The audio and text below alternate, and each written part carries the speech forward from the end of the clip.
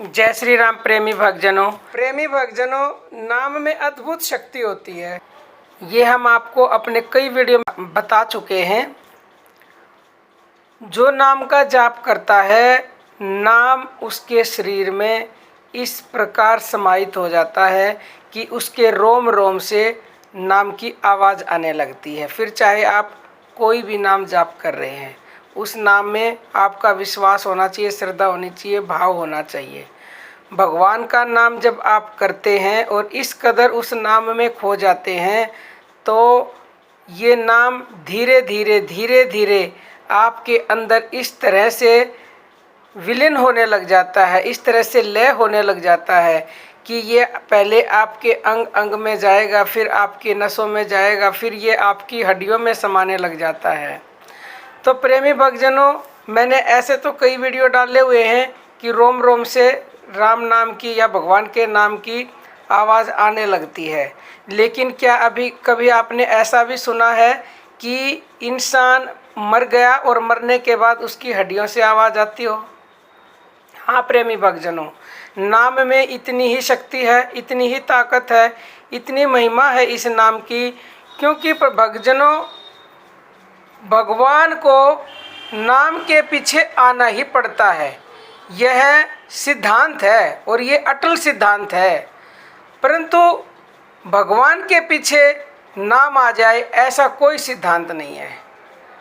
भगवान नाम सबके लिए खुला है।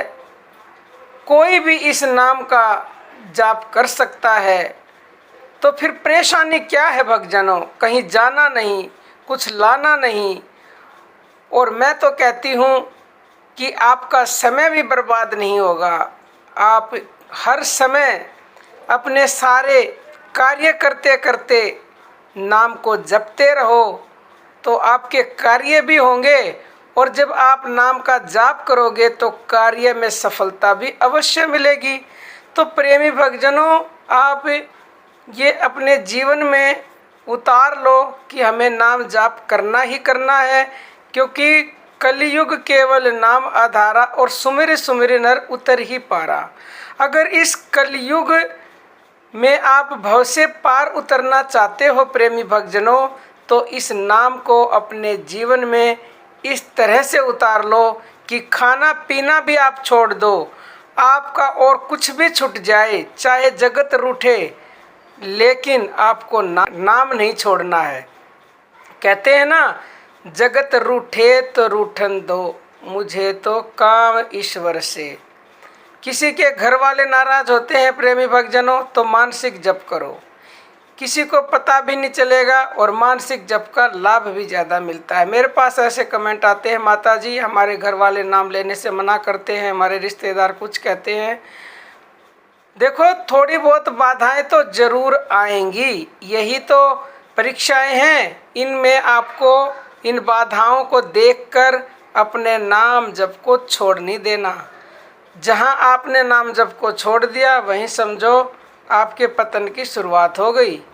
आप नाम जप करेंगे तो आपका कल्याण अवश्य होगा। कलयुग में भवसागर से पार जरूर उतरोगे आप। अब मैं बताती हूँ एक कहानी के द्वारा, एक सच्ची घटना के द्वारा, कि किस तरह से हड्डियों से आवाज़ आती है। प्रेमी भक्तजनों, दक्षिण में पंढरपुर है। वहाँ पे बहुत नामी संत हुए हैं, नामदेव जी महाराज, ज्ञानदेव जी महाराज आदि। और एक दक्षिण में मंगलबेड़ा गांव है, पंढरपुर के पास ही। वहाँ पर चोखा मेला नाम का एक भक्त रहता था और वो विट्ठल विट्ठल करके भगवान के नाम का जप करता था। तो बेचारा गरीब आदमी था, मेहनत मजदूरी करके अपना घर चलाता था। तो एक घर बन रहा था गांव में, वहीं पे वो मजदूरी कर रहा था। तो अचानक से वो मकान गिर गया और मकान गिरते ही जितने भी आदमी उस समय उस मकान में काम कर रहे थे, वो सभी दब गए और दबने के कारण उन सब की मृत्यु हो गई। तो प्रेमी भक्तजनों, मृत्यु हो गई, उनको निकालने का कार्य शुरू किया गया। तो प्रेमी भक्तजनों, निकालते निकालते महीने बीत गए। तो जिनको पहले निकाला गया उनकी तो मतलब बॉडी को देख के पहचान हो गई कि ये उस नाम का आदमी है। लेकिन जब जो बाद में निकले सबसे नीचे दबे हुए थे और कई महीने लग गए, तो उनकी बॉडी को कोई कैसे पहचानता, क्योंकि वो तो गल गई और हड्डियां रह गई। तो भाई फिर ये सवाल उठा कि अब इनकी पहचान कैसे होगी। तो नामदेव जी ने कहा कि इस हड्डियों को कान से लगा के देखना कि चोखा मेला की तो पहचान मैं बता सकता हूँ। अगर हड्डी को तुमने कान से लगा के देखा और विट्ठल विट्ठल की आवाज़ आएगी तो वो हड्डियाँ चोखा मेला की हैं। बड़े हैरान हुए सब कि हड्डियों से भी विट्ठल विट्ठल की आवाज़ कैसे आ सकती है। तो प्रेमी भक्तजनों, वहाँ पे जो हड्डियाँ थी उठा के देखें, जिसमें से आवाज़ नहीं आए उसको दूर रख दे, और दूसरी उठाई उसमें से आवाज़ आई विट्ठल विट्ठल, तो भाई ये हड्डी चोखा मेला की है। ऐसे ही सारी हड्डियाँ चेक की और जिन जिन में विट्ठल विट्ठल की आवाज़ आ रही थी उन हड्डियों को एक तरफ रख दिया गया कि भाई ये चोखा मेला की हड्डियाँ हैं। तो प्रेमी भक्तजनों, कितनी आश्चर्य की बात है, कितनी अद्भुत बात है कि मरने के बाद भी हड्डी से नाम निकलता है। भगवान का नाम लेते लेते भक्त नाम में ही हो जाते हैं। ना कुछ लेना ना कुछ देना, राम नाम में मस्त रहना।